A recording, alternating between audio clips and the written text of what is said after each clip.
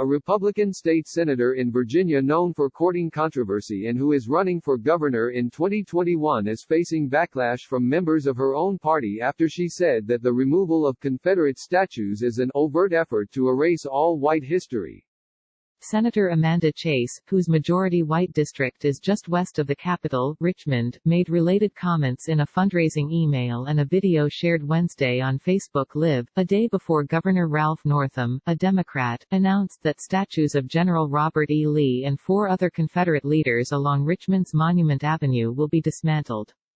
His decision came amid a long-standing debate about whether Confederate symbols should be taken down because they represent a racist legacy and a divided nation, or if they have historical and cultural significance worth preserving. Following national unrest related to the death of George Floyd, a black man in Minneapolis, cities like Birmingham and Mobile in Alabama moved swiftly to remove such statues. During a 5-minute video on Facebook, Chase said Virginia's Socialist Democrats were making a mistake if they did something similar. There is an overt effort here to erase white history. That's what they're looking on doing, Chase said. Listen, our grandfathers were guilty of slavery, and that is wrong. And I denounce that. I feel like slavery is wrong, it is evil. We should never own another human being. But that's not the only thing that Lee and others are known for. They did other things. Full coverage of George Floyd's death and protests around the country. She went on to say that the removal of monuments is a First Amendment issue and represent artistic expression, and that she is forced to stand by while Democrats allow art that she believes is pornographic to be taught in public schools. She was accused last summer of going on a censorship crusade.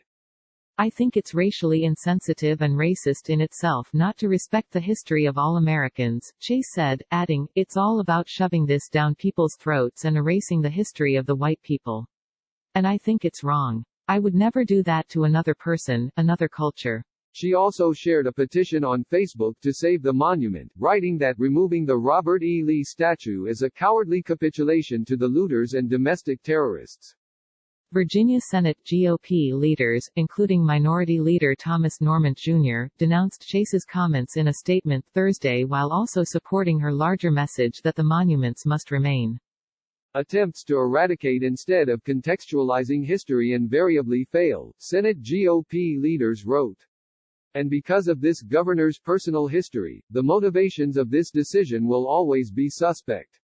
Like Senator Chase's idiotic, inappropriate and inflammatory response, his decision is more likely further to divide, not unite, Virginians.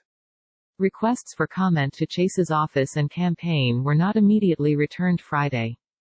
Chase, who took office in 2016, is a vocal proponent of gun rights, proudly wearing a holstered pistol on her hip during this year's General Assembly session, and says she unabashedly supports President Donald Trump. Her Facebook page includes screen grabs about Antifa, the left-wing anti-fascist movement, during recent protests, which have been discredited as misinformation and tagged by Facebook as false information. Chase has also clashed with her own party. In March 2019, she was accused of chastising and hurling profanities at a Capitol police officer who told her she couldn't park in an area outside of Capitol Square, leading the GOP to write a letter of support to police. Chase also later apologized. She was also expelled from the Chesterfield GOP last fall and declined to be a member of the Senate GOP caucus, saying her party needed new leadership after the state Senate and House flipped in favor of the Democrats for the first time in a generation. The Virginia House GOP caucus has not commented specifically on the removal of the statues, but criticized Northam's handling of the recent protests, as well as the looting and violence, in parts of Virginia, including Richmond. Governors of Virginia cannot serve consecutive terms, and Northam's time in office has been gripped by scandal over racist photos on his medical school yearbook page from decades earlier. Chase, so far, is the only Republican to announce a gubernatorial campaign.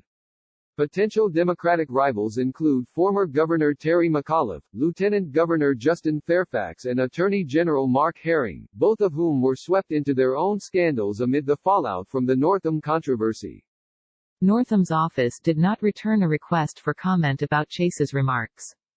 The Virginia Legislative Black Caucus, which has about 24 lawmaker members, released a statement in support of the governor's decision, saying its long overdue removal is an important step towards honestly and clearly addressing our Commonwealth's and our country's past. These structural and monumental symbols have been extremely offensive to Black America and others, Delegate Dolores McQuinn, a longtime Democratic leader from Richmond, said, adding that the statue represents an inhumane cause that remains so offensive and so hurtful. Download the NBC News app for full coverage and alerts on this story. At a news conference Thursday, he said that Virginia will no longer preach a false version of history and, in 2020, we can no longer tolerate a system that was based on buying and selling of people. The Reverend Robert W. Lee I.B., a distant nephew of the Confederate general, told reporters that he supports the removal of the statue, which went up in 1890 and is part of a historic landmark in Richmond. We have created an idol of white supremacy, the Reverend Lee said, adding that I don't see it as an erasure at all.